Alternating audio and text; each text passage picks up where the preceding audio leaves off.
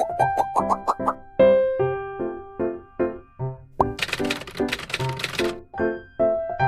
teman-teman semua, saya sapa kita semua. Shalom. Sebelum saya memaparkan materi perkuliahan tentang etika Kristen di dalam keluarga, sebelum kita memasuki penjelasannya, ada baiknya kita berdoa dulu.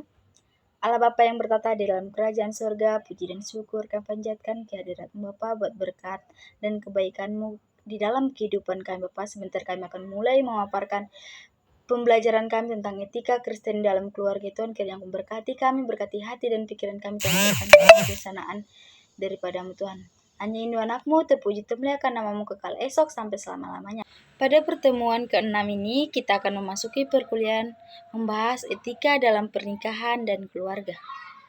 Pernikahan memiliki makna dan tujuan yang penting dalam etika Kristen, di mana tujuannya adalah membentuk ikatan antara seorang pria dan seorang wanita yang saling mengasihi, mendukung, menghormati dalam kehidupan bersama.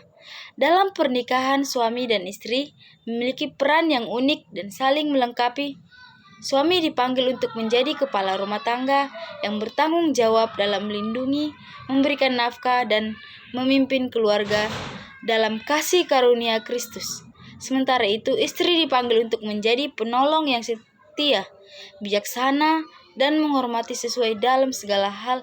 Selain itu, dalam etika Kristen, orang tua memiliki tanggung jawab besar dalam mendidik, mengasihi, dan membimbing anak-anak mereka dalam ajaran agama dan nilai-nilai moral yang benar. Tanggung jawab ini melibatkan pendidikan dalam iman, kehidupan doa, dan keteladanan yang baik, sehingga keluarga dapat menjadi tempat pertumbuhan rohani yang kuat dan memberikan kontribusi positif pada masyarakat. Baiklah, di sini ada 3 tujuan dari etika dalam pernikahan dan keluarga. Yang pertama itu makna dan tujuan pernikahan dalam etika Kristen. Yang kedua, peran suami istri. Yang ketiga, tanggung jawab orang tua. Dalam konteks etika Kristen, pernikahan memiliki makna dalam dan tujuan yang jelas. Pernikahan dipandang sebagai ikatan yang suci, yang diakui oleh Allah, dan mana seorang pria dan seorang wanita berkomitmen untuk hidup bersama dalam cinta, kesetiaan, dan saling menghormati. Ini berarti bahwa pernikahan bukan sekedar persatuan dua individu, tetapi juga melibatkan dimensi spiritual yang melibatkan Tuhan. Sebagai bagian hubungan tersebut, tujuan utama pernikahan dalam etika Kristen adalah membangun hubungan yang erat antara suami dan istri. Pasangan yang memiliki dituntut untuk saling mencintai, menghormati, dan setia satu sama yang lain. Mereka diajak untuk saling melayani dan membantu satu sama dengan yang lain. Perjalanan hidup mereka pernikahan mengajarkan pentingnya komitmen dan kesetiaan dalam menghadapi tantangan dan kesulitan yang mungkin timbul dalam perjalanan pernikahan. Selain itu, pernikahan Kristen juga memiliki tujuan yang lebih luas, yaitu mencerminkan hubungan Kristus dengan gereja. Dalam ajaran Kristen, gereja dianggap sebagai istri atau mempelai Kristus. Dan pernikahan manusia dipandang sebagai simbolis dari hubungan ini. Suami diharapkan untuk memimpin keluarga dengan kasih seperti Kristus, sedangkan istri diharapkan untuk dan mendukung kepemimpinan suami mirip dengan hubungan antara Kristus dan gereja. Pentingnya kesetiaan dalam pernikahan melibatkan komitmen yang kuat untuk mengatasi segala rintangan dan godaan yang mungkin mengancam hubungan pernikahan. Pasangan Kristen diajak untuk mengasihi dan menghormati satu sama yang lain dengan kebaikan dan keburukan, dan selalu untuk memaafkan dan memulihkan hubungan etika dan kesalahan dari kepribadian masing-masing. Melalui pernikahan Kristen dapat mengembangkan karakter Kristus dalam kehidupan sehari-hari. Kita lebih dituntut lagi serupa dan sama dengan Kristus sesuai dengan yang diajarkan Kristus kepada kita di dalam Alkitab.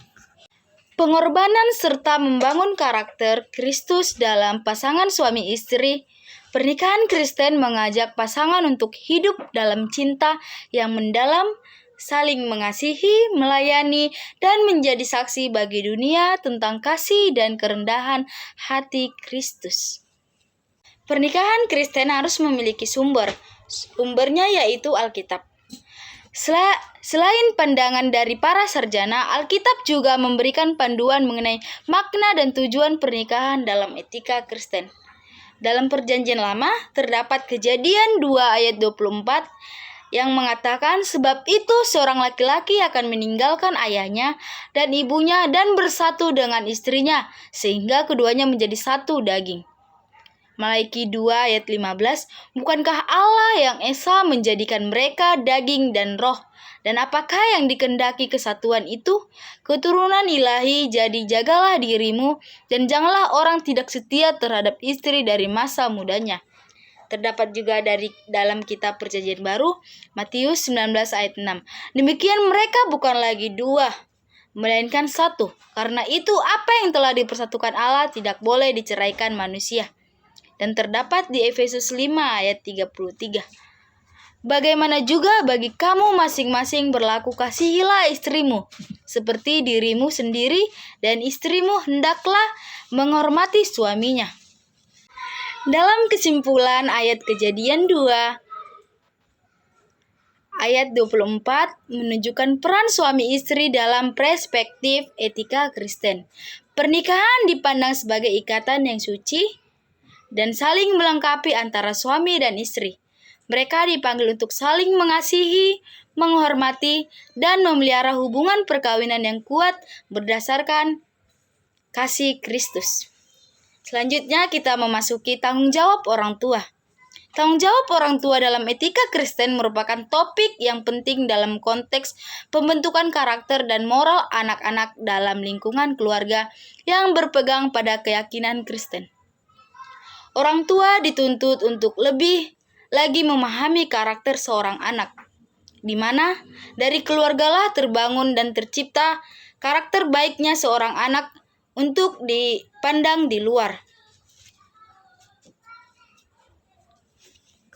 Sumber Alkitab yang mengkaji tentang tanggung jawab orang tua terdapat di Ulangan 6 ayat 6-7. Apa yang kuperintahkan kepadamu pada hari ini, haruslah engkau perhatikan.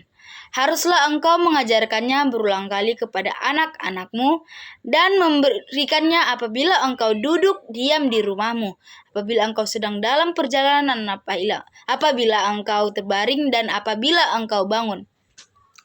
Ayat ini menekankan pentingnya tanggung jawab orang tua dalam mengajar dan membimbing anak-anak mereka dalam kehidupan sehari-hari.